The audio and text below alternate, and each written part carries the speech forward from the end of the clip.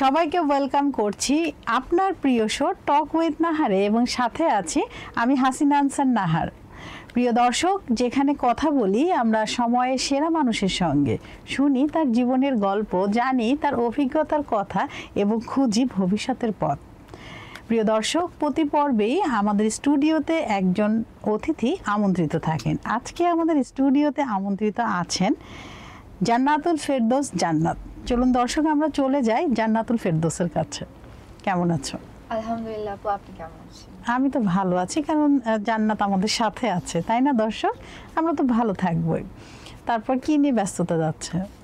আপাতত এখন মেলা নিয়ে ব্যস্ততা। আপনি তো জানেন যে আগামী ডিসেম্বর মাসের 7, 8, 9 মেলার প্রচার শুরু হতে যাচ্ছে, তো অনেক ব্যস্ততা। হ্যাঁ, অবশ্যই বেশি টেনশন সবকিছু মিলে। তো তুমি তো একজন অর্গানাইজার, তো তোমার অর্গানাইজেশনের নামটা কি?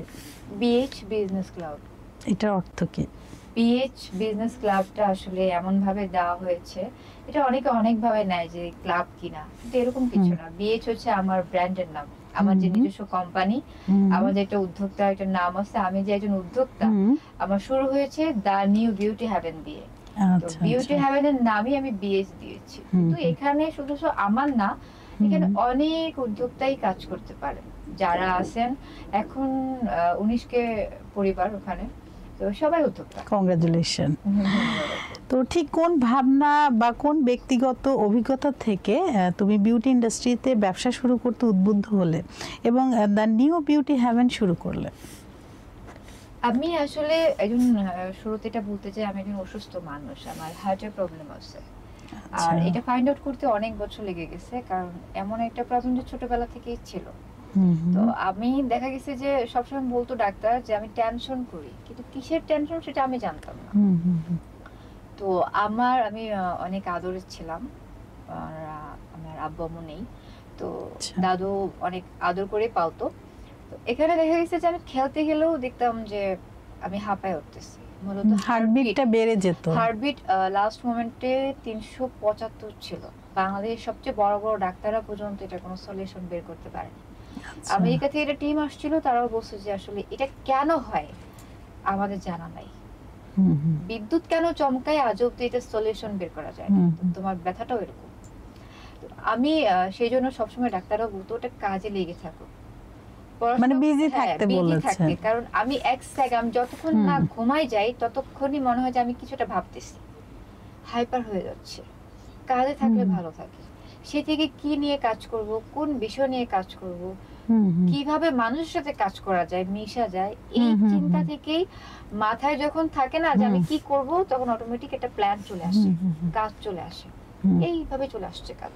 বেসিক্যালি দর্শক, আমাদের জান্নাত খুব মিশুক একজন মানুষ, এবং ও কিন্তু মানুষের সাথে থাকতে মানে হয় না ওই যে জয়েন্ট ফ্যামিলি যেমন হয় না, একটা জয়েন্ট ফ্যামিলিতে বড় হয়, ঠিক তেমন ও সবার সাথে মিশে থাকতে, বিশেষ করে উদ্যোক্তাদের প্রতি তার আলাদা একটা শ্রদ্ধা, সম্মান, ভালোবাসা, এবং সে এদের সাথেই থাকতে চেয়েছে, উদ্যোক্তার সাথী হয়ে থাকতে চেয়েছে। সেই জন্যই কিন্তু সে অর্গানাইজার হয়েছে। সে সবসময়, আমি ওর সম্বন্ধে যেটা শুনেছি, তখন আমাদের দেখা হয়নি যে ও ঠিকই মেলা করছে, মেলা সংগঠক, কিন্তু মেলাতে সে সবসময় চিন্তা করে যে কিভাবে আমাদের যে স্টলাররা এসেছে তাদের সেল হবে, এবং স্টলাররা যেন মনে কোনো কষ্ট বা অখুশি না হয়ে আমার এখান থেকে, মানে 24 ঘন্টা সে মেলার মধ্যে এই কাজের মধ্যে থাকে। আমি কি ভুল বলছি কিছু? একদম পারফেক্ট। আমি এটাই শুনেছি তোমার সম্বন্ধে। এটাই নিয়ম। এর থেকেও আপনি যখন আমার এখানে গেস্ট হয়ে আসবেন, আপনি সবসময় দেখবেন, আপনি বুঝিয়ে যাবেন যে আসলে যার সাথে কথা বলবো, চলে যাব কি বলবো মেয়েটাকে, এরকমই হয়। যারা অতিথি হয়ে আসে তারা এটাই বলে। আচ্ছা, তো 8 তারিখে আমি হচ্ছে চিফ গেস্ট হিসেবে আছি জান্নাতের মেলার। তো ইনশাল্লাহ আপনাদের সবার সাথেও দেখা হবে এবং এ বিষয়ে আমরা আরও কথা বলবো। তার আগে আমি জানতে চাচ্ছি যে তোমার ব্র্যান্ড প্রতিষ্ঠা করার প্রথম বছরে তুমি সবচেয়ে কঠিন কোন চ্যালেঞ্জের সম্মুখীন হয়েছিলে এবং কিভাবে তা সফলভাবে কাটিয়ে উঠলে? আমি যখন আসলে ব্র্যান্ড, আমি এটা বলবো না যে আমি এখনো ব্র্যান্ড ক্রিয়েট করছি। আমি এটা বলতে চাই যে আমি চেষ্টা করতেছি, হুম, কারণ ব্র্যান্ড তখনই ক্রিয়েট হয়ে যাবে যখন আমার অনেক লোকজন থাকবে, লোকালয় থাকবে, প্রত্যেকটা কান্ট্রিতে আমার ব্র্যান্ড থাকবে, আমার শোরুম থাকবে। আমি আসলে মানে জাস্ট এটা খুব বেশি দূর না। না না, বেশি দূর কিনা আল্লাহ ভালো জানে। হ্যাঁ, কিন্তু আমি অবশ্যই চেষ্টা করব, আমি আমার যতদিন শ্বাস আছে আমি চিন্তা করব ইনশাআল্লাহ। যে আমার ওসিলায় যেন মানুষজন নিজের যারা পড়াশোনা করে, আমার এখানে যারা কাজ করে, তাদের বেশিরভাগই আমার টাকা, আমাদের এখান থেকে স্যালারিটা নিয়ে তাদের পড়াশোনা চালায়, হুম, অথবা নিজের সংসারে মাকে বাবাকে সাপোর্ট করে। হুম, এই জিনিসটা আমার ভালো লাগে, আমি চাই যে এরকম আরো হোক। হুম, হুম, কিন্তু সৎভাবে করতে গেলে হয় কি অনেক কষ্ট হয়ে যায়। হুম, হুম, এই জিনিসটাই সব থেকে বেশি ঝুঁকি হয়েছে, কষ্ট হয়েছে, সৎভাবে প্রোডাক্ট কালেক্ট করা। আর যেহেতু করোনা টাইম ছিল, বের হওয়াটাও ইম্পসিবল, টাফ ছিল অনেক। কুরিয়ার প্রবলেম ছিল, কুরিয়ারে প্যাকেজিং প্রবলেম ছিল, কাস্টমার রিটার্ন প্রবলেম ছিল, কাস্টমার বোঝা প্রবলেম ছিল। আপনি যখন কোনো কিছু নিয়ে কাজ করবেন, জনসমুখে হোক বা যেখানে হোক, কাস্টমারের মনোমালিন্য কেমন হবে, তার মানসিকতা কেমন হবে, এটা বুঝতে হবে। এটা আসলে আমরা ফোনে বুঝতে পারবো না, এটা আমাদেরকে মানে অফলাইনে থাকলে বোঝা যায়। সেটা কিভাবে কাটিয়ে উঠলে? এটা আসলে অনেক অনেক অনেক বেশি, প্রায় আমি 2017 থেকে শুরু করেছি এই কাজ। আমি ব্যবসা বুঝেছি 2020-এ এসে, তার মানে 3 বছর আমাকে পড়তে হয়েছে, জানতে হয়েছে কোন বিষয়ে নেই, একটার পর একটা আমাকে জানতে হয়েছে, চেঞ্জ করতে হয়েছে, আজকে এটা না কালকে ওইটা, কালকে এটা। তুমি অভিজ্ঞতা অর্জন করেছো। হ্যাঁ, আমি চাই আমি আরো অভিজ্ঞতা অর্জন করি, মানে এটা চলবে। হ্যাঁ এটা চলবে। তো অনেকে ব্যবসা শুরু করার স্বপ্ন দেখে। দ্য নিউ বিউটি হ্যাভেনের ধারণাটিকে বাস্তবে রূপ দিতে তুমি কি কি ধাপ অবলম্বন করেছো বা কি কি পদক্ষেপ ছিল তোমার?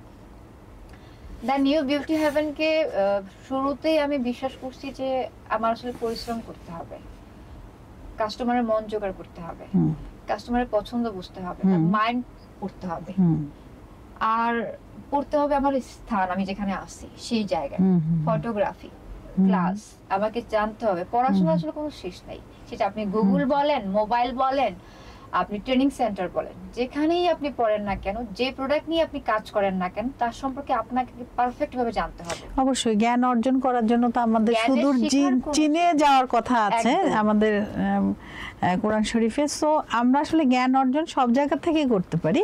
আপনি আপনার যে মেইড সার্ভেন্ট আছে তার থেকেও আপনার শেখার আছে। একদম একদম। আপনি যে পথ চলতেও হ্যাঁ চলতেও কিন্তু একটা রিকশাওয়ালা, তার থেকেও তার ভালো কিছু দিক আমরা আমাদের চোখে পড়লে সেটাও শেখার আছে, শেখার শেষ নেই। সো এটা লং জার্নি, শিখতে শিখতে হয়তো একসময় আমরা পৃথিবী থেকে বিদায় নেব, তার শেখা শেষ হবে না আমাদের। এই তীব্র প্রতিযোগিতামূলক বাজারে দ্য নিউ বিউটি হ্যাভেনের পণ্য বা পরিষেবাগুলি আসলে ঠিক কী কারণে অন্যদের থেকে আলাদা? মানে তোমার কাছে কেন আসবে, তোমার কথাই শুনবে, তোমার জিনিসই কেন নেবে? বিশ্বাস, আমার অ্যাপ্রোচ, আমার বুঝ, আমি আমার কাস্টমারকে কিভাবে হ্যান্ডেল করব সেটা কিন্তু আমি ভালো বুঝবো।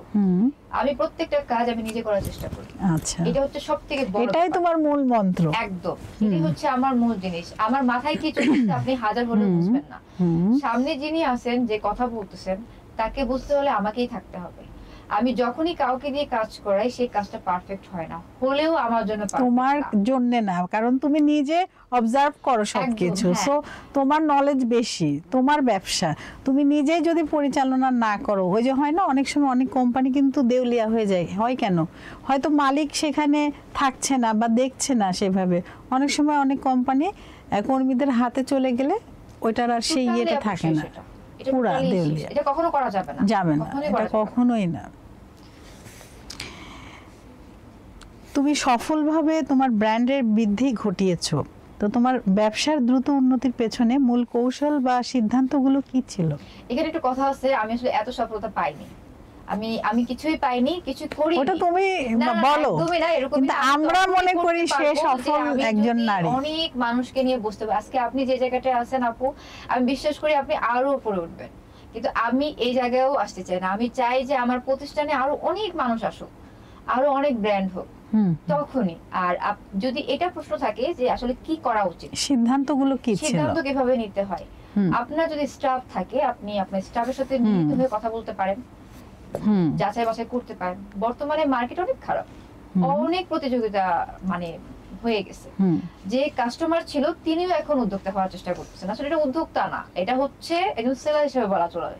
এখানে সেলার, উদ্যোক্তা, এটা ব্যবসায়ী আসলে আলাদা জিনিস। তিনটা আলাদা জিনিস, কিন্তু মানুষ এটাকে গুলিয়ে একটাই ফেলছে। করতেছে। সেলার নিজেকে উদ্যোক্তা হিসেবে দাবি করছে, ব্যবসায়ী নিজেকে উদ্যোক্তা বলছে, আর যিনি উদ্যোক্তা তিনি মনের দুঃখে সরে যাচ্ছে যে আমি কোথায়। একদম।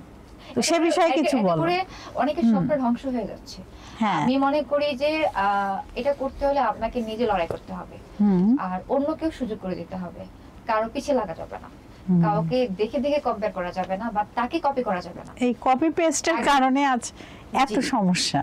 কারো লেখা, কারো বিজনেস দেখা দেখি কখনো বিজনেস হয় না। প্রায়ই কিন্তু ফেসবুকে আমরা এই লেখাটা দেখি যে কপি পেস্ট হয়েছে, আমারটা কপি করেছে, আমার লেখা। আমার কাছে অনেক অভিযোগ আসে এরকম যে আপু আমার এটা না এভাবে, আপনার গ্রুপে না এটা হলো, ও না আমার এই লেখাটা নিয়ে নিল। আসলে কতক্ষণ একটা মানুষ এইগুলো নজরে রাখবে? নিজেদেরকেই কিন্তু ঠিক হতে হবে। আমরা যদি নিজেরাই ঠিক না হই আর একজনকে আমরা কি বলবো? সো আচ্ছা, এই যে গ্রুপ, এত যে গ্রুপ, এই গ্রুপের কি প্রয়োজনীয়তা আছে? প্রয়োজনীয়তা আছে যদি আপনি হালাল ভাবে কাজে লাগান। না, অনেকে আবার হচ্ছে অনেক সময় দেখি পোস্ট দেয় যে এত ইনভিটেশন কেন গ্রুপে? গ্রুপে আমি কি করব? এইটা নিয়ে আসলে চলা যাবে না, এটা খুব শীঘ্রই বন্ধ হয়ে যাবে। আচ্ছা আচ্ছা, আমি বিশ্বাস করি। বিএইচ বিজনেস ক্লাব এর মূল লক্ষ্য কি এবং কিভাবে এটি অন্য উদীয়মান উদ্যোক্তাদের বিশেষ করে নারীদের সমর্থন করে? একটু আগে যে প্রশ্নটা ছিল যে এত গ্রুপ কেন, যখন সব গ্রুপই থাকবে না, এই যে ডোনেশন, ইনভাইটেশন, এই পার্টি সেই পার্টি, টাকা দিয়ে সাহায্য সহযোগিতা, কিটি পার্টি, তখন আমি বিশ্বাস করি বিজনেস ক্লাব থাকবে। কারণ বিএইচ বিজনেস ক্লাব হচ্ছে এমন একটা গ্রুপ যেখানে মানে উদ্যোক্তা, নারী হোক পুরুষ হোক স্টুডেন্ট হোক, সবাই কাজ করতে পারবে। আপনি যদি ফেসবুকে কমার্সে কাজ করতেই চান তাহলে আপনার গ্রুপ প্রয়োজন, আপনার আইডিতেও প্রয়োজন। তো এটা তাদের জন্যই, সকল উদ্যোক্তাদের জন্য বিএইচ বিজনেস ক্লাব বিনা শর্তে সবসময় থাকবে, উইদাউট কন্ডিশনে। হ্যাঁ, একজন প্রতিষ্ঠাতা এবং প্রধান নির্বাহী কর্মকর্তা হিসেবে তুমি তোমার নেতৃত্বের ধরনকে কিভাবে ব্যাখ্যা করো এবং তোমার দলের মধ্যে তুমি কোন মূল্যবোধটি প্রতিষ্ঠা করতে চাও? সবার প্রথমে সততা। আমার নিজের ভিতর থেকে এটা আসে। আমার সাথে যারা কাজ করে সবাই বলে আমি অনেক রাগী, এটা বরাবরই বলে। আর এটা বলে একুরেট কাজ না হলে সে কিন্তু বকা দেবে। আপনি যেই কাজটাই করবেন সেই কাজ যদি আরেকজন করে দেয় তাহলে এই কাজ আপনার করার দরকার নেই। আপনি চেষ্টা করেন, না পারলে কারো সাহায্য নেন, কিন্তু এমন ভাবে কোনো কাজই করবেন না যে কাজে আপনাকে অন্য কেউ সাহায্য করে। আমি চিন্তা করি, বিশ্বাস করি, আমার দল হোক বা আমি একা হই, একসাথে একভাবে যে কোনো কাজ যাই করব না কেন তার শেষ অবধি যাব। এটা শুরু থেকে শুরু করব, পারতেছি না, হবে না, হচ্ছে না, কোনো গল্প না। আপনি নিজে নিজে চিন্তা করবেন যে আসলে কি আমি পারবো। আপনার পারার দরকার নেই, আপনি করে যাবেন। কোনো জিনিসই লেখা নাই, মানে স্থগিত নাই যেটা হবে না আপনার দ্বারা। নিজের প্রতি আত্মবিশ্বাস থাকতে হবে, কনফিডেন্স লেভেলটা হাই থাকতে হবে যে না আমি পারবো, আমি করব, আমি করি, আমি করতে পারি। সে করছে, আমি কেন পারবো না, এই ব্যাপারটা কিন্তু থাকতে হবে। বলে যে এটা প্রতিহিংসা, আসলে এরকম প্রতিহিংসা না। মাঝে মাঝে এই ভালো প্রতিযোগিতাগুলো ভালো, আমি অ্যাপ্রিসিয়েট করি। জান্নাত, আমরা কিন্তু টক উইথ নাহারের র্যাপিড ফায়ার কোয়েশ্চেন রাউন্ডে চলে এসেছি। তুমি প্রস্তুত আছো তো? জি। ভোরের মানুষ না নিশাচর? নিশাচর। নিশাচর, আচ্ছা। পণ্যের মান না দাম? পণ্যের মান না দাম? মান। তোমার ফোনে থাকা সেরা ব্যবসায়িক অ্যাপ কোনটি? ফেসবুক। ব্যবসায়ের জন্য ফেসবুক নাকি ইনস্টাগ্রাম? ফেসবুক। মেন্টরশিপ নাকি স্বশিক্ষা? স্বশিক্ষা। প্রিয় বাংলাদেশি উদ্যোক্তা কে? আমি এখনো পাইনি তো। তাই? তোমার যাত্রাকে এক কথায় বর্ণনা করো। আমি জান্নাত, বিএইচ বিজনেস ক্লাবের ফাউন্ডার, দ্য নিউ বিউটি হেভেনের ওনার। আমি বিশ্বাস করি পরিশ্রমী মানুষের সবকিছু, পরিশ্রম আছে তো সবকিছু, সাথে সততা। আমি একজন পরিশ্রমী মানুষ। সবচেয়ে বড় ভুল নাকি সবচেয়ে বড় শিক্ষা? দুইটাই আসলে ম্যাটার করে, আর ভুলটা না হলে তো শিখতে পারবো না। রাইট। তোমার পছন্দের ফাস্ট ফুড বা কমফোর্ট ফুড কি? বাসার খাবার। একজন নতুন উদ্যোক্তার জন্য তোমার একটি পরামর্শ। আগে শিখেন, দেখেন, ভিজিট করেন, বোঝার চেষ্টা করেন আপনি কোন কাজে অভিজ্ঞ। জান্নাত, চমৎকার একটা সন্ধ্যা আমরা কাটালাম, একটা বিকেল আমরা কাটালাম। আমরা কিন্তু কথা বলতে বলতে অনুষ্ঠানের একদম শেষ দিকে চলে এসেছি। তুমি তোমার মূল্যবান সময় থেকে সময় বের করে আমাদের টক উইথ নাহারে এসেছো। তোমার এই যে ছোট ছোট স্বপ্ন, ছোট ছোট ভালোবাসা, এগুলো সত্যি আমাদের হৃদয় ছুঁয়ে গিয়েছে। তোমার কেমন লাগলো টক উইথ নাহারে এসে? খুবই ভালো লাগছে, আর আমি জানতে পারি, বুঝতে পারছি আমি চাই আরো শিখতে, আর আপনাকে বিশেষ করে ভালো লাগছে আপু। মেলায় আরো মজা হবে, যারা আমার মেলায় জয়েন করতে চান সবাই চলে আসতে পারেন, আপনাদেরকে আমন্ত্রণ রইল। তোমাকে অনেক ধন্যবাদ, এবং দর্শকদের উদ্দেশ্যে কিছু বলো, তোমার মেলা সম্পর্কে 2 লাইন একটু জানতে চাচ্ছে। বিএস বিজনেস ক্লাব মেলাটা আসলে সমস্ত উদ্যোক্তাদের জন্য, বিশেষ করে তাদের জন্য যারা বড় বড় স্টল নিতে পারেন না 20,000, 15,000, 10,000 টাকা দিয়ে। আমার এখানে 5,000, 7,000 টাকায় আপনি স্টল পাবেন। আমার কমিটমেন্ট হচ্ছে আপনার প্রপার কস্টের দিকে, আমি যা বলি তাই করি।